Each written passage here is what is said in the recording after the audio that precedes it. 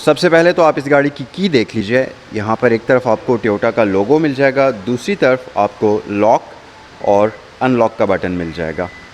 अब हम आ जाते हैं क्रोला की तरफ। ये गाड़ी बेसिकली ब्लैक कलर में यहाँ पर अवेलेबल है और फ्रंट डिज़ाइनिंग और फ्रंट लुक्स आप इस गाड़ी की देख सकते हैं।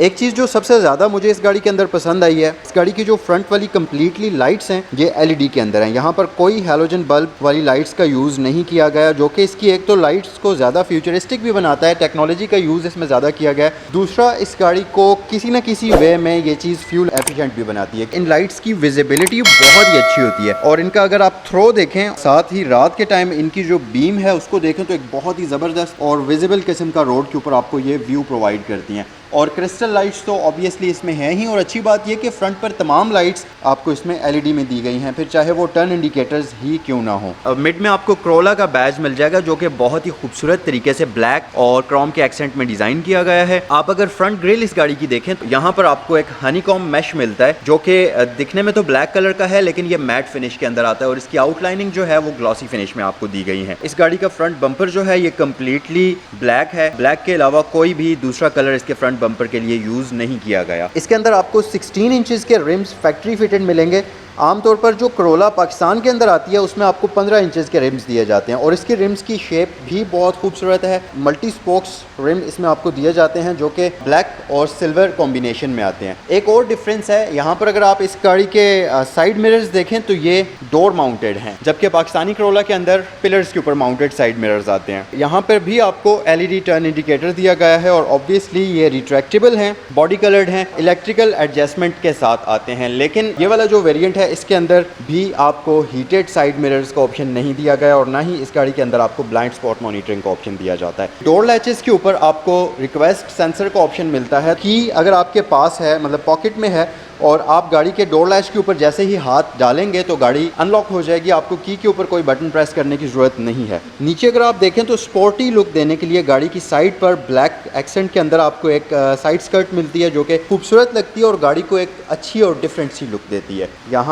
साइड पर इसका फ्यूलेट ओपनर है और ये हैचबैक वेरिएंट है टोयोटा क्रोला का, इसको आप क्रोला स्पोर्ट भी कह सकते हैं। 1.2 लीटर टर्बोचार्ज इंजन के साथ ये गाड़ी आती है। जैसा कि आपने देखा कि इसकी जो फ्रंट साइड है वहाँ पर कंप्लीटली एलईडी लाइट्स का यूज़ किया गया है, इसी तरह इस गाड़ी की रियर साइड पर भी कंप्लीट एलईडी लाइट्स ही यूज़ की गई हैं। यहाँ पर भी कोई हैलोजन बल्ब आपको नज़र नहीं आएगा, फिर चाहे वो इसके रिवर्स इंडिकेटर्स ही क्यों ना हो। प्लस इसकी जो लाइट्स की शेप है ये बहुत ही खूबसूरत है और ये 12 जनरेशन की क्रोला की आपको याद दिलाती है। वैसे ये है ही 12 जनरेशन लेकिन ये हैचबैक वेरिएंट है, फिर भी अगर आप इसकी लाइट्स देखें फ्रंट और बैक दोनों साइड से तो एक बड़ी ही एग्रेसिव और शार्प सी आपको इसकी लाइट्स के अंदर लुक नज़र आती है जो खूबसूरत लगती है। इसमें जो इस बार इसका टोयोटा का जो लोगो है इसके नीचे हाइड करके रियर व्यू कैमरा दिया गया है। उसके अलावा इस गाड़ी के अंदर रियर पार्किंग सेंसर्स आपको प्री इंस्टॉल्ड मिल जाएंगे। ये जो आप ड्यूल एग्जॉस्ट सेटअप देख रहे हैं ये बेसिकली रियल नहीं है, ये फेक एग्जॉस्ट है। इसका जो रियल एग्जॉस्ट है वो यहाँ नीचे है, आपको नज़र आ रहा होगा, तो ये है इस गाड़ी का रियल एग्जॉस्ट, जबकि ये जो पीछे आपको दो टिप्स नज़र आ रही हैं ये इसके फेक एग्जॉस्ट हैं। तो ये सिर्फ खूबसूरती के लिए कॉस्मेटिक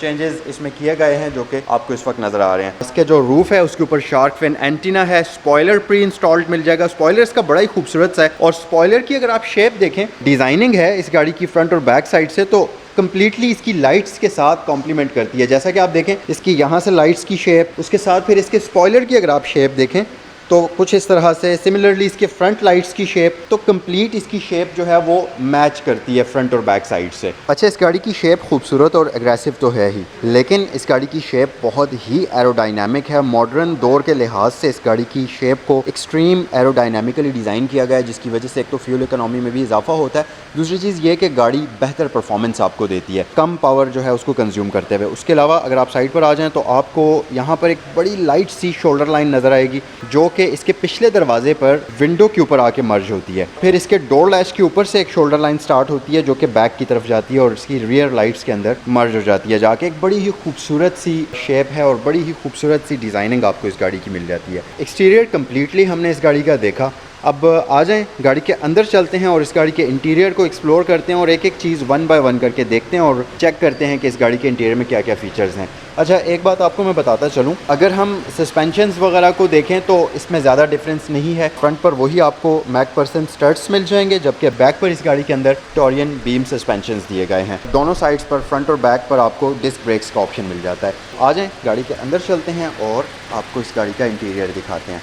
बल्कि सबसे पहले तो हम इसका जो ड्राइवर डोर है उससे स्टार्ट करते हैं। इसकी जो थीम है कंप्लीट इंटीरियर की, अगर आप नज़र डालें तो ये ब्लैक ही है। ब्लैक कलर के अलावा कोई दूसरा कलर यहाँ पर आपको देखने को नहीं मिलेगा। जो भी स्पोर्ट्स कार्स होती हैं, मतलब रेगुलर जो मार्केट में आती हैं जैसे टोयोटा वगैरह की या मर्सिडीज़ की, BMW की, ज़्यादातर गाड़ियों के अंदर स्पोर्ट्स वेरिएंट्स के अंदर उसका जो इंटीरियर होता है, उसके एक्सटीरियर उनके अंदर ज़्यादा आपको ब्लैक एक्सेंट मिलेगा। मेरे ख्याल से इस गाड़ी के अंदर भी इसी वजह से ज़्यादा ब्लैक एक्सेंट का यूज़ किया गया। और अगर आप डैशबोर्ड देखें, कहीं किसी किसी जगह पर आपको हल्की हल्की सी सिल्वर ट्रिमिंग भी आपको इस गाड़ी के अंदर मिल जाएगी। अच्छा, ड्राइवर डोर की तरफ अगर आ जाएं, यहाँ पर इसकी डिज़ाइनिंग जो है ये एक्चुअली की गई है सॉफ्ट रबड़ में।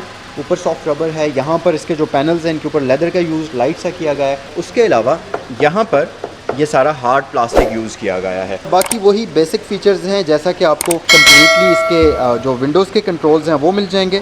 इसके साथ साथ आपको यहाँ पर साइड मिरर्स के कंट्रोल्स मिल जाएंगे और सेंट्रल लॉकिंग सिस्टम का ऑप्शन मिल जाएगा। और फिर जब आप इस गाड़ी के इंटीरियर को देखते हैं तो ये आपको साइबरट्रॉन मूवीज़ की याद दिलाता है। मतलब बड़ी ही एक रोबोटिक किस्म की इसकी जो लुक है और बड़ी ही एक अग्रेसिव किस्म की इसमें आपको लुक नज़र आती है, चाहे इसका इंटीरियर हो या इसका एक्सटीरियर हो। स्टीयरिंग व्हील गाड़ी का कन्वेंशनल 3 स्पोक सर्कुलर शेप में है। इसमें इलेक्ट्रिकल पावर स्टीयरिंग व्हील आता है जो कि रैक एंड पिनियन होता है। इसको बेसिकली आप एडजस्ट भी कर सकते हैं। इसमें टिल्ट एडजस्टमेंट भी मौजूद है और इसमें टेलीस्कोपिकल एडजस्टमेंट भी मौजूद है, तो अपनी हाइट के अकॉर्डिंगली आप इसको एडजस्ट कर सकते हैं। फीचर्स की बात करते चलें तो स्टीयरिंग व्हील की लेफ़्ट साइड के ऊपर जो आपको कंट्रोल्स मिलते हैं ये वाले, बेसिकली ये इसके मल्टीमीडिया वगैरह के कंट्रोल्स हैं, जिससे आप इसका मल्टीमीडिया कंट्रोल कर सकते हैं। और यहीं से आप इसका जो है इसका ये MI डिस्प्ले को भी कंट्रोल कर सकते हैं। मतलब यहाँ से अगर आपने किसी मेन्यू के अंदर स्क्रॉल करना है तो इन्हीं बटन से आप यहाँ से डिफरेंट मेन्यूज़ को एक्सप्लोर कर सकते हैं। उसके अलावा यहाँ पर बैक का बटन है, फ़ोन कॉल के लिए आपको यहाँ पर बटन मिल जाता है और वॉइस कंट्रोल्स हैं। और साथ ही यहाँ पर आपको वॉल्यूम कंट्रोल स्विच दिया गया है, जिससे आप इसका जो है वॉल्यूम उसको कंट्रोल कर सकते हैं कुछ इस तरीके से। इस तरफ अगर आप देखें तो यहाँ पर आपको इसमें क्रूज़ कंट्रोल का ऑप्शन मिल जाता है, के साथ साथ लेन कीप असिस्ट है और साथ ही anti collision system on off का फीचर दिया जाता है। और इसके नीचे आप यहाँ से ट्रैक्स को आगे पीछे कर सकते हैं, मोड्स को चेंज कर सकते हैं। आप अगर स्टीयरिंग व्हील की राइट साइड पर आ जाएँ तो एक एयर वेंट यहाँ ऊपर मौजूद है और इसकी शेप बड़ी ही खूबसूरत है। यहाँ से नीचे डैशबोर्ड बाहर की तरफ उभरा हुआ है। एक बड़ा ही खूबसूरत एक 3D पैटर्न है जो कि दिखने में काफ़ी खूबसूरत लगता है। थोड़ा सा और नीचे आ जाएं, यहाँ पर इसमें हेडलैम्प्स की एडजस्टमेंट दी गई है, तो आप इसकी जो बीम है उसको भी एग्जैक्टली ऊपर या नीचे कर सकते हैं अपनी मर्ज़ी के accordingly. Auto high beam assist का ऑप्शन यहाँ पर मौजूद है, जिसको आप ऑन या ऑफ़ कर सकते हैं। इसके साथ ट्रैक्शन कंट्रोल का फीचर आपको यहाँ पर दिया जाता है। आप अगर इस तरफ आ जाएँ तो यहाँ हाइड करके आपको मिल जाता है जी engine start stop button steering wheel की लेफ़्ट साइड पर। उसके अलावा इस गाड़ी के अंदर आपको एक फ्लोटिंग डिस्प्ले दिया जाता है इसकी MI डिस्प्ले के लिए, जिसके अंदर ये बेसिकली एंड्रॉयड तो नहीं है। आप यहाँ से अगर हम मेन्यू पर आ जाएं, ये इसका मेन मेन्यू ही है और ये जापानीज़ के अंदर है, थोड़ा सा समझ से बाहर है। बहरहाल यहाँ पर वॉल्यूम बटन्स है जो इंग्लिश में लिखे हुए हैं। यहाँ से आप ऑडियो के अंदर शिफ्ट कर सकते हैं, मैप है, मेन्यू है और होम का बटन है, तो इस तरह से आप नेविगेट कर सकते हैं।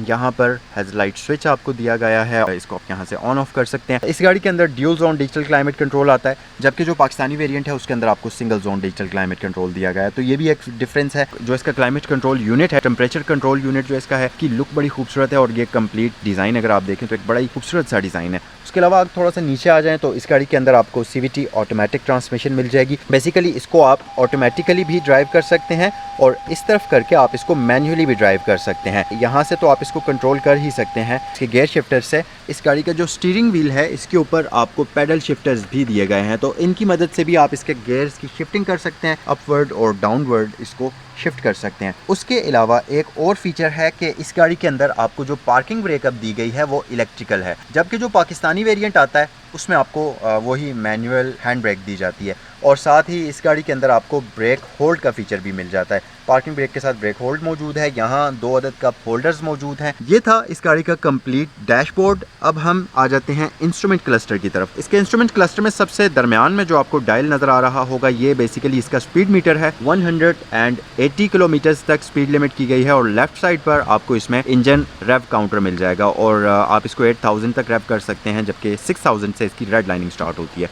यानी कि 6000 तक आप इसको सेफली रेव कर सकते हैं। उसके अलावा इंजन हीट इंडिकेटर इसके रेव काउंटर के अंदर मौजूद है। फ्यूल इंडिकेटर इसके स्पीड मीटर के अंदर मौजूद है। यहाँ पर आपको एक MI डिस्प्ले मिलता है जिसके अंदर कंप्लीट गाड़ी की इन्फॉर्मेशन मिलेगी। आपको फ्यूल इकोनॉमी शो होगी। उसके साथ साथ यहाँ पर आपको डिस्टेंस टू एम्प्टी नज़र आएगा। के साथ साथ यहाँ पर आपको इसी तरह रेंज वगैरह और माइलेज की सारी इन्फॉर्मेशन मिलेगी। यहाँ पर आप इसका जो क्रूज़ कंट्रोल है उसकी सेटिंग्स को एडजस्ट कर सकते हैं। इसके साथ साथ ट्रिप A और ट्रिप B का ऑप्शन है। सेटिंग्स के अंदर आप इस गाड़ी के तमाम जितने भी इलेक्ट्रिकल फीचर्स हैं उनको आप ऑन या ऑफ कर सकते हैं, जैसा कि यहाँ पर ये ब्लाइंड स्पॉट है, लेन असिस्ट है, पार्किंग सेंसर्स हैं। इसी तरह से इन तमाम सेंसर्स को आप ऑन या ऑफ कर सकते हैं। उससे मजीद आगे इसके जो मैसेजेस या इन्फॉर्मेशन है वो आपको यहाँ पर शो होगी। कुछ इस तरह से इसका MI डिस्प्ले है। नीचे इस गाड़ी के माइलेज हैं 22,459 किलोमीटर ये गाड़ी चली हुई है, तो तकरीबन 22,500 किलोमीटर के आसपास ये गाड़ी ड्रिवन है। एक चीज़ मुझे इस गाड़ी के अंदर और बहुत ही अच्छी लगी और वो है इस गाड़ी की सीट्स का जो कंफर्ट लेवल है वो बहुत मज़े का है। वैसे इसमें बकेट सीट्स हैं ब्लैक कलर की और ये फैब्रिक में हैं, लेदर सीट्स नहीं आती। इंतहाई कंफर्टेबल किस्म की हैं और इसकी जो सीट्स की ग्रिप है ये बहुत ही अच्छी है, बहुत आला किस्म की ग्रिप आपको मिलती है। उसके अलावा यहाँ पर मिरर्स मौजूद हैं, लाइट्स मौजूद हैं और ये दोनों ही साइड्स के ऊपर आपको दी गई हैं। यहाँ पर भी आपको इसमें 2 अदद कैबिन लाइट्स मिल जाती हैं, बट ये वाली लाइट्स हैं ये हैलोजन बल्ब के अंदर है, इनमें LED लाइट्स का यूज़ नहीं किया गया। इसको हम कर लेते हैं ऑफ और मुझे लगता है कि ये डोर के साथ कनेक्टेड है। यहाँ से डोर्स अभी ओपन है, इस वजह से ये ऑफ नहीं हो रही। फ्रंट इंटीरियर हमने कम्प्लीटली इस गाड़ी का देख लिया। अब चलें रियर साइड पर आते हैं और आपको इस गाड़ी का रियर इंटीरियर दिखाते हैं। अच्छा जी, तो पहले तो आप इसके रियर इंटीरियर की एक वाइड लुक देख लीजिए। कुछ इस तरह से आपको इसके जो रियर इंटीरियर है उसकी लुक नज़र आएगी। तो जी इतना डिस्टेंस है मेरे नीज़ में और इसकी फ्रंट सीट में ड्राइवर वाली जो इसका फुट वेल है ये भी बड़ा ही कंफर्टेबल है। यहाँ पर मतलब अच्छी जगह है, आप रिलैक्स होकर अपने पाँव जो हैं इसके फुट वेल में रख सकते हैं। प्लस यहाँ पर अगर आप नीचे देखें तो हम्प वगैरह भी मौजूद नहीं है, तो कंफर्टेबली 3 बंदे इस गाड़ी के अंदर आराम सुकून से सफ़र कर सकते हैं। यहाँ पर एक अदर स्टोरेज कंपार्टमेंट है। अच्छा, अनफॉर्चुनेटली इस गाड़ी के जो रियर पैसेंजर्स हैं उनके लिए आपको कोई वेंटिलेशन का सिस्टम नहीं दिया गया। सिर्फ 4 ही एयर वेंट्स हैं जो आपको इस पर फ्रंट पर दिए जाते हैं। रियर इसका आप जो पैसेंजर डोर है इसकी भी लुक देख सकते हैं। कुछ इस तरह से प्लास्टिक का मटीरियल यूज़ किया गया है, मतलब ज़्यादातर जो इसका डोर है ये प्लास्टिक में ही है, ऊपर लेदर है और यहाँ पर सॉफ्ट प्लास्टिक यूज़ की गई है। कप होल्डर मौजूद है। जो रियर सीट्स हैं इन पर आपको पॉकेट्स दिए गए हैं और जो रियर सीट्स हैं इन पर आपको इस तरफ पॉकेट नहीं मिलेगा, जबकि इस तरफ पॉकेट दिया गया है। एक साइड पर पॉकेट है, दूसरी साइड पर नहीं है। एक बात और भी है कि आर्म रेस्ट आपको यहाँ पर बड़ी एक कंफर्टेबल किस्म की नज़र आएगी। इसके साथ साथ इस गाड़ी की जो बैक सीट है इस पर 3 पैसेंजर्स के लिए हेडरेस्ट मौजूद हैं। प्लस इसमें आपको आइसोफिक्स के चाइल्ड सीट एंकर्स भी मिल जाएंगे। मतलब जापानीज़ गाड़ियों में ये बिल्कुल बेसिक फीचर्स होते हैं। उसके अलावा एम्बियंस लाइट्स के लिए आपको यहाँ पर एक लैंप दिया गया है LED के अंदर। इसी तरह एक लैंप आपको उस साइड भी दिया गया है, तो 2 अदर लाइट्स आपको यहाँ पर दी जाती हैं। और इसी तरह इसके अगर आप फ्रंट फुटवेल के अंदर देखें तो आपको हल्की सी लाइट नज़र आ रही होगी जो कि रात के टाइम एक बड़ा ही अच्छा और खूबसूरत इफेक्ट आपको प्रोवाइड करती है। तो ये तो था इस गाड़ी का कंप्लीट इंटीरियर। आई होप कि आपको इस गाड़ी का इंटीरियर अच्छा लगा होगा। कमेंट सेक्शन में मुझे ज़रूर बताइए कि आपको इस गाड़ी का इंटीरियर कैसा लगा। अगर आप इसको कंपेयर करें पाकिस्तानी करोला के साथ तो आप कौन से वाले गाड़ी के इंटीरियर को ज़्यादा प्रेफर करेंगे। तो चलें अब हम इस गाड़ी के इंजन की तरफ बढ़ते हैं। अच्छा, तो इंजन की तरफ बढ़ने से पहले आपको जल्दी से इस गाड़ी का जो बूट है उसको ओपन करके दिखा देते हैं। इसकी बूट स्पेस वगैरह कुछ इस तरीके से इसका बूट ओपन होता है। यहाँ पर आपको एक अदद बूट सेपरेटर ट्रे मिल जाएगी। यहाँ पर हम अगर स्पेस की बात करें तो काफ़ी अच्छी और डिसेंट स्पेस है। प्लस क्योंकि ये हैचबैक गाड़ी है तो इसकी जो रियर सीट्स हैं उनको आप फोल्ड भी कर सकते हैं। 60-40 का स्प्लिट है तो आप बड़ा और लार्ज आइटम भी रख सकते हैं इसकी डिग्गी में। यहाँ पर आपको पंचर टूल किट दी गई है, स्पेयर टायर का ऑप्शन मौजूद इसमें नहीं है। ये है इस गाड़ी का 1200 सीसी का एक इनलाइन 4 सिलेंडर इंजन जो कि एक टर्बोचार्ज इंजन होता है और इंजन बे की भी आप कंडीशन देख सकते हैं। सो ये था आज का रिव्यू। कमेंट सेक्शन में बताइए कि आपको ये गाड़ी कैसी लगी। अगर अच्छी लगी है तो वीडियो को लाइक करें। अगर चैनल पर नए हैं तो चैनल को सब्सक्राइब करें। अगर इस गाड़ी को ख़रीदना चाहते हैं तो स्क्रीन पर दिए गए नंबर्स पर कॉल करें या www.segalmotorsports.tk पर विजिट करें।